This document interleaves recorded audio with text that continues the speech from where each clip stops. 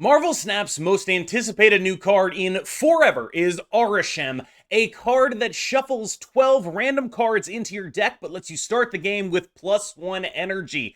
I'm KM Best. Here are my top 7 cards I'm excited to run with Arishem, and my top 7 cards I'm gonna stay away from. Number 7 on the list of cards I'm excited to run with Arishem is, of course, Agent Coulson.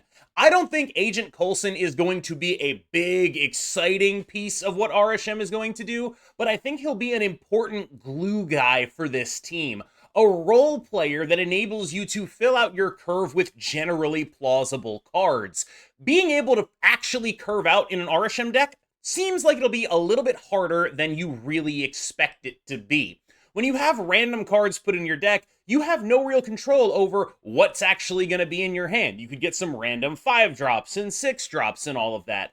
You're going to want cards that can guarantee that you get to play the game of Marvel Snap when you're drawing too many weird random cards. And Coulson is one of those cards. You play him on the second turn of the game, he gives you a play on the third turn of the game. This is not always the best possible play, but having a guaranteed 4-drop is something that you are generally interested in when what Arishem's advantage that is provided to you is the fact that you are able to play above curve.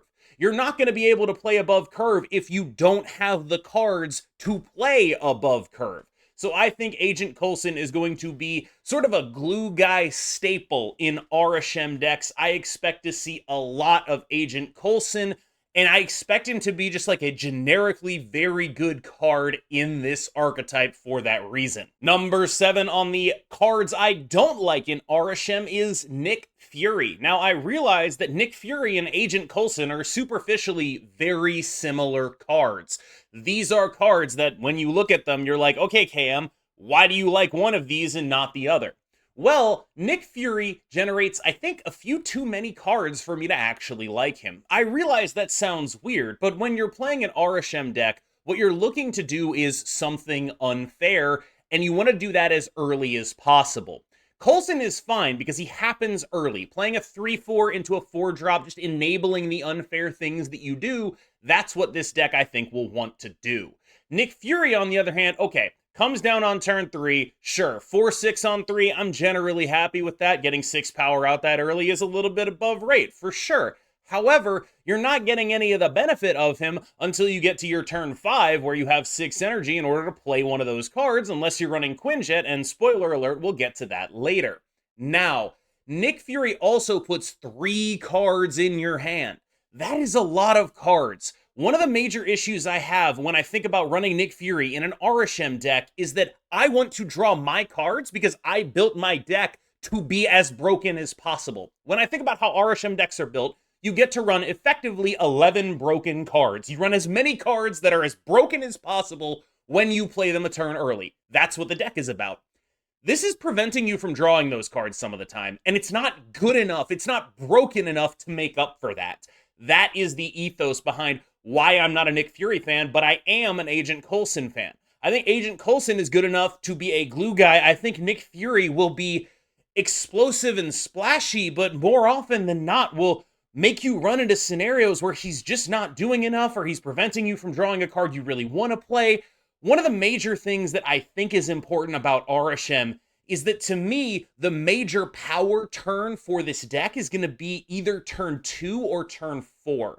Turn 4, allowing you to play a 5-drop ahead of curve when there are so many extremely powerful 5-drops like Lady Deathstrike and Professor X, I think is going to be very important. I want as many draws from my deck as I can get. I do not want to play this guy and then not draw a card on turn 4 when it could be the card that I built the deck to enable. Number 6 on the Arishem good list is, of course, Shang-Chi. Now, why do I feel like I have to be excited to run Shang-Chi? I'm using him here as a proxy for really anything that can remove the card Darkhawk from the game.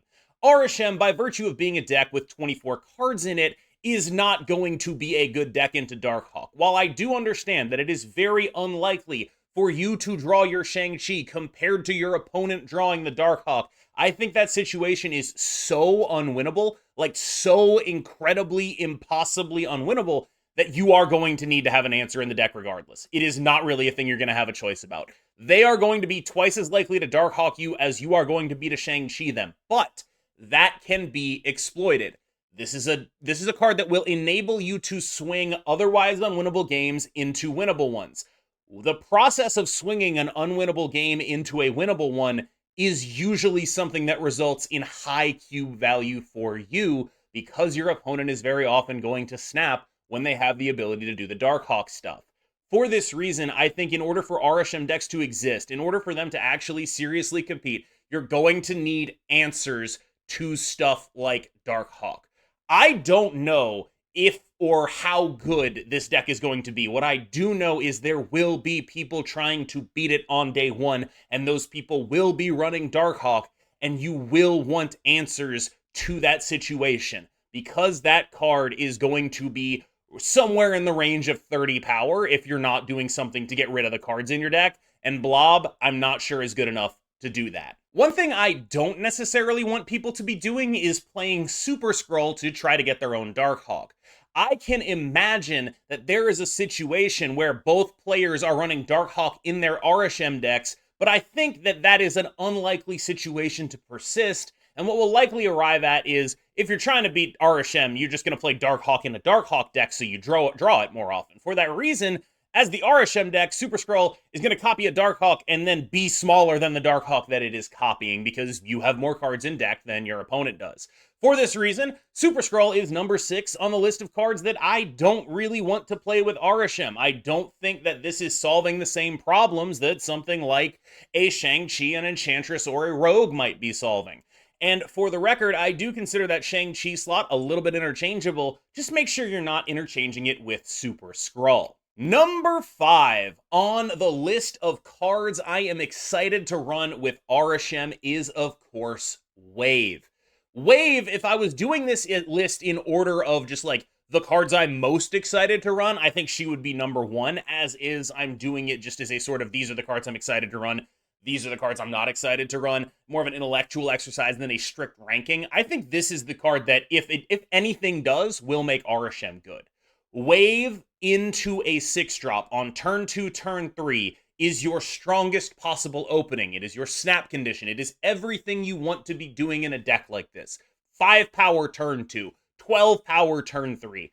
How does anyone who is playing like a turn 2 Angela even come close to competing with that? They just don't. That is your combo deck opening. Your combo deck opening is have Arishem in deck, wave out something big, absolutely destroy them.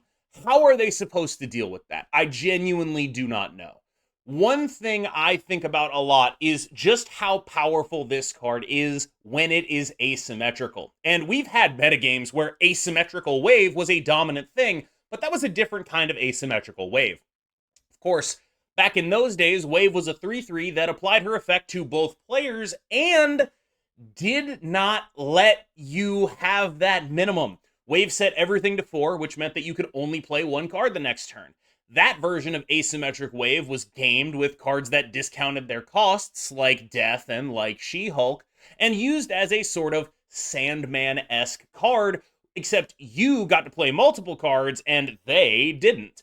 That was how Wave asymmetry has been good in the past. This, I think, is a more toned down Wave asymmetry, where instead of turning something that is an even effect into something that is pure upside for you, pure downside for them, it's turning something that is typically an even effect into something that is pure upside for you, but at a cost of some severe randomness and risk, right? Because this card really is good on turn 2, and if you have a big thing to play afterwards. It's not very good outside of that situation, and so there's some real ambiguity to this, as opposed to what the old Deathwave decks were, which are mostly just kind of patently unfair.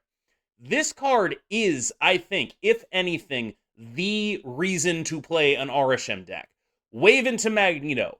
Who beats turn 3 Magneto when they don't have anything to do about it? It's just a ridiculous thing to do. Patently ridiculous. And the reason that you're able to break this asymmetry is because you will have 4 energy on turn 3 thanks to Arishem, and they will have 3 energy on turn 3.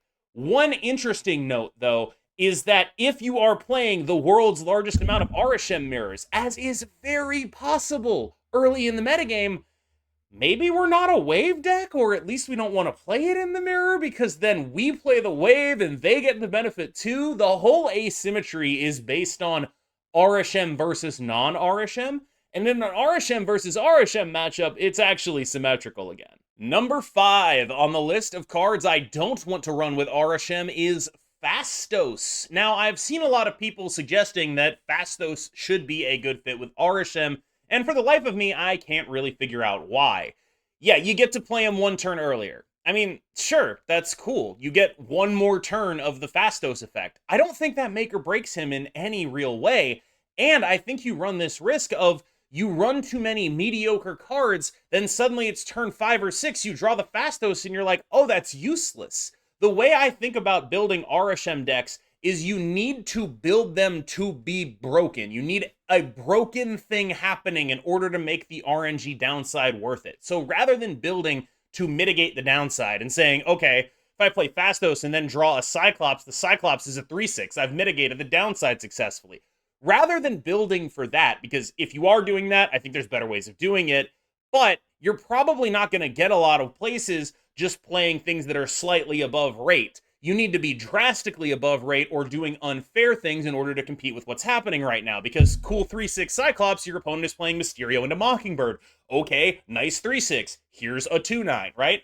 And so you end up in these situations where when you build to mitigate the downside of a card, like Arishem, you end up putting yourself in a situation where any deck that does points generically will be able to do it better than you, because you've constructed a deck that is full of randomly kind of useful pieces, and instead of leaning into what your deck does well, which is play ahead of curve, you've decided what I'm going to do is just sort of mope about and figure out what's going to happen, and like, that can win games, but I don't think it's a reliable strategy for staying at the top. Number 4 on the list of cards I'm excited to run with Arishem is Magneto. And this could also be an entry for Red Hulk. I'm not really sure, like, feel however you want to feel about it. But when I think of a card I want to wave out, I find it hard to think of a better one than Magneto. And because Magneto is such a powerful interactive tool, playing Magneto on 5 is just good too, right? In addition, typical competition for Magneto is something like, let's say Dr. Doom. But because you have so much energy, I don't really feel like crowding the board is how I want to handle this. The 6 drops I want to play with Arishem are 6 drops that go very tall and that have some interactivity to them. So Magneto, I think, is the baseline great example of a 6 drop I'm just excited to play with Arishem. This is a powerful, powerful, powerful card. I think there is absolutely nothing bad you can possibly say about Magneto, especially a Magneto that you wave out on turn 3 or just play ahead of curve on turn 6. Arishem as a deck, to me, reads as a deck that is looking to play as many big, impactful things as it can. It's a deck that's about the big stuff, because that's what happens when you have 3 energy. And so you need these big cards in your deck. You need to be playing the big boom booms and getting as far as you can out of the mileage these cards give you. Because of that ethos, I'm not very into Okoye, who comes in at number 4 on the list of cards I'm not very excited to play with Arishem. Okoye is fine, don't get me wrong. It's cool to play this on turn 2, but she runs into the same issue as Fastos, where it's like, okay, yes, you play this on turn 1, you get it out ahead of it. I just realized I said it's cool to play this on turn 2. You're going to have to live with that. We all know what I meant. Okoye on turn 1 is great, but fundamentally, you're looking at a much reduced chance of that ever happening, and if you ever draw her late, you are extremely, extremely upset. You don't want more dead draws in your deck than you possibly can get. Drawing a bad card late is deeply, deeply negatively impactful. The way I conceive of Arishem is as a ramp deck, not a tempo deck. This deck is not looking to play a pile of good mid-range cards because half of the deck is going to be completely randomly generated. It's not reliable. You can't reliably just run a bunch of good cards in that and be like, oh, well, every game I'm playing only good cards, because that's not true. Every game you have a chance of playing a bunch of good cards, but you could also just draw not good ones. And so you need to think of this deck as a deck that manages snaps well, a deck that plays like a combo deck or a ramp deck, right? When you're doing the thing, that's when you snap and take your equity. When you're not doing the thing, having an early Okoye isn't going to make those games a lot more winnable. It's just not going to do that. Number 3 on the list of cards I'm excited to run with Arishem is Loki. Now, I do think people are a little bit overstating how good Arishem Loki will be, but I also can't think of a good reason not to run it, because you get to be able to effectively rebuy the bad cards from Arishem into good cards from your opponent's deck. And of course, being able to play it above curve, play this on 3, even if your hand is not full of good stuff, it kind of doesn't matter. And so when we talk about cards like Nick Fury or Fastos or Okoye, those are methods of making your bad cards better, but they're not very reliable. Whereas Loki, I think, is a far more reliable method of turning the maybe some bad cards that you get out of Arishem into playable, powerful cards. The upshot of Loki, however, is you're fine to do this like later into the game, because not only do you have this extra energy, you get the Loki discount as well. The other issue that I think might be raised, though, is that when you build your Arishem deck this way, it starts to look a lot like a Thanos deck, right? That means that I might not ever want to see Loki ever, which is to say, I kind of think people are talking a lot about Darkhawk countering this deck. I get the sense, just from looking at how people are building their decks early, that Loki is going to counter it just as much, because you run all these, strong, good cards in your deck. Loki gets all the cards that you play in your deck and not any of the random bullshit, and then discounts it. I think that while I am excited to run Loki in Arishem, long term, I am going to hate this card a lot more than I'm going to be happy with it. Arishem is going to be bullied by Loki a lot more than it's going to be happy to have Loki in it. Perhaps the least controversial entry on this list, Agatha Harkness comes in at number 3 for cards I'm not excited to play with Arishem. I get it. It's cool. Let's jump all the cards that have effects at the beginning of the game in the deck, and we play Agatha. It's going to be great. It's probably not going to be great. Like, I get it. You get the extra energy. You play your turn early. It's fine. You get to, actually have it. I get it. I really do. You're already a wave deck, too. You could talk me into this, but there's just too much bad stuff happening. I'm sorry. You need to use your deck slots on something valuable. And I realize there is a large contingent of my viewership who are looking at me right now and being like, Cam, what are you talking about? It's so obvious you don't run Agatha in here. She sucks. And maybe that's obvious to you and me, but one thing I've learned over the course of Marvel Snap content creation is that it is actually valuable to talk about why. So why is Agatha bad? I would not be shocked if Arishem Agatha ended up as the best Agatha deck. That seems like a possibility to me. But it's sort of like the lowest bar in existence. Best Agatha deck is not something you really want to be if you're actually trying to climb ranks. It can be fun. I'm not going to tell you it's not going to be fun. But playing your cards randomly is typically significantly worse than actually being able to take advantage of the location text. The thing about Agatha, and the thing about Marvel Snap generally, is that card games need a certain amount of RNG in them. In Marvel Snap, the vast majority of this RNG comes from locations, and your ability to adapt and to customize your game plan to the locations that you have is actually a decently large portion of player skill here. Agatha takes that entirely out of the window and just throws it out of the window. I was going somewhere, I lost the analogy, I'm sorry. She throws the player skill out the window. Typically that means it's a bad idea in a game about skill expression to play a card that has absolutely no avenue for it.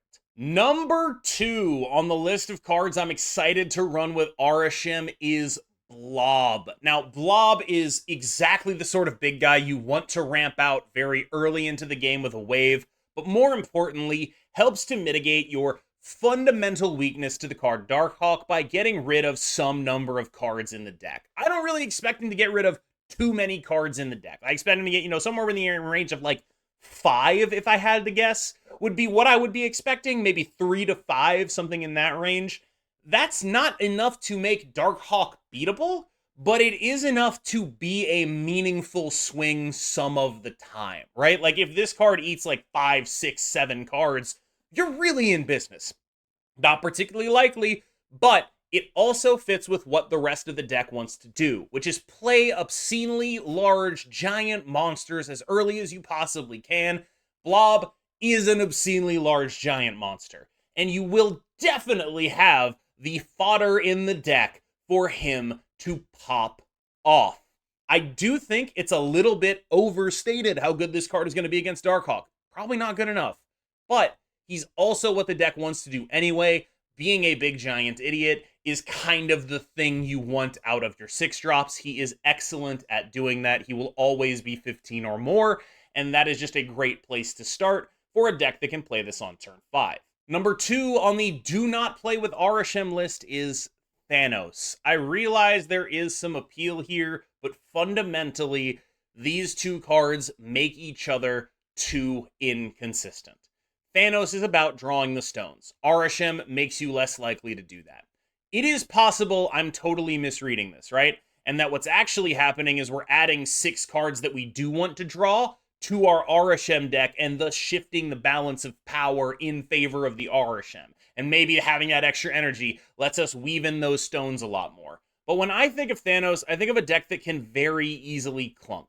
And when you think of a deck that can very easily clunk, you don't want to add more clunk factor to Arishem than already exists. Arishem is already a deck that runs that risk. You already run the risk of getting Darkhawked. Thanos exacerbates that risk, in my opinion, very heavily.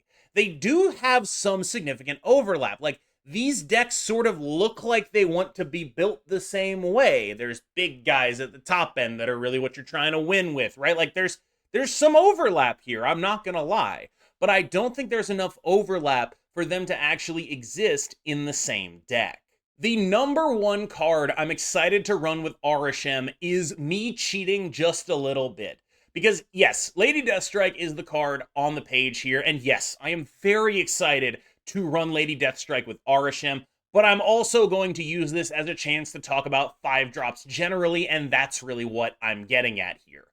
Arishem, I think, outside of the wave stuff, the bread and butter of the deck is going to be playing a broken 5-drop on turn 4. Something like Lady Deathstrike on turn 4, when nearly everything is in her range, is an obscenely powerful play. Something like Professor X on turn 4, we've seen that dominate metagames before. Prof-X early, Vision early. Even something like Sarah on turn 4, where it's just like, you get so many turns of guaranteed discounts. Like, this 5-drop slot is to me what the bread and butter, the meat and potatoes, the meal of this deck is about. You want to play something obscene on turn 4 into like Magneto on turn 5. You want to do unfair stuff on 4, 5, 6. That's the thing you're trying to accomplish. And Lady Deathstrike is the perfect example of something that is just wildly unfair. This card on the screen could be Professor X2. I think they're basically going to be the same type of thing here. This is what the deck is going to be about. Big boomer 5-drops. And this might be the biggest hot take in the entire video. I think that long term, we're going to end up in a situation where Quinjet is not good in Arishem. And I realize you're looking at me right now and you're saying, Cam, you are running 12 random cards that Quinjet discounts. It has to be good. It has to be. It just has to be. You're even playing Coulson and Loki and you're telling me Quinjet isn't good? Sort of. I'm telling you that if this card is good, it's because you're a Coulson Loki deck and not necessarily for the discounts. That's where my head is at. Arishem is already giving you energy. Arishem is already letting you play above the curve. Playing a 1-drop, the one thing you don't need in this deck is a 1-drop. Playing a 1-drop in order to play above the curve even more, I think will let you run into these risks of, like, being worse Loki. I don't want this deck to be worse Loki, because if it's worse Loki, I'll just go play Loki. Everyone knows that about me. I think that this deck's identity is about the 4, 5, and 6. And I don't think that Quinjet is really helping that. It's possible, and if this card does end up being incredibly good, feel free to come back and laugh at me and mock me in the comments. That's fine. But I think that the dynamic will be something along the lines of, this is a card that helps you limp in some games where you're not doing your thing, and that might not be worth the downside. The basic thought process I have with this deck is, if you're playing something that is so obscenely vulnerable to getting 33 power of Darkhawk, dropped on its head consistently. You need to have a bigger payoff than I'm playing Quinjet District decks. Quinjet is great in District X games because both of you are playing from District X and it's a strict advantage. When you're both not playing from District X, yeah, it's not as good. And so I think that this is a card that is good at winning games or getting you in games that you're probably going to lose anyway. I realize this is the biggest hot take in the whole video. I get that. I'm fully aware of it, and it is the one that is most likely to cause me some blowback. But hey, it's my first time doing a video like this. You gotta cut me a little slack. I don't think Quinjet is gonna be good in Arishem. Thank you so much for making it to the end of that video. I wanted to talk a little bit about the process behind this video because it is the first video I've done of this type. And I don't think I plan on doing it for every new card, but I would be interested to see what reception is if you enjoyed this video, if any tips on like making it better, things that you would have done differently, suggestions. I'm not necessarily looking for feedback on my cards that I've chosen here, but on the video format as a whole. I do think that a potential weakness is that it wasn't necessarily in power order, and maybe I could have put it in power order. It was in like a bit of a rough power order towards the end there. But I do think that, like, if I wanted to put it in super power order, then it would leave me with this possible risk of, like, I put all the boring stuff at the beginning of the video, which is kind of the opposite of how you want to do it. But then if I put the strong stuff at the beginning of the video, you end up in a situation where people just click off once they've seen the first three. And I really don't know exactly how to manage that, so please do let me know. Of course, also let me know if you enjoyed a video like this. Again, I don't plan on doing it for every card dropping. I think that that's just like kind of, probably not going to do that. A little bit much, a little bit content for me. But Arishem is so unique and so weird that I really wanted to make a video like this to get people's juices flowing on the day of release. I, of course, will be streaming a bunch of Arishem, or maybe trying to beat Arishem with Darkhawk, games on Twitch. Please do check me out. You'll be able to find me there at twitch.tv/KMBestMS. As always, I've been KMBest. You have been phenomenal, and I'll see you in the next one.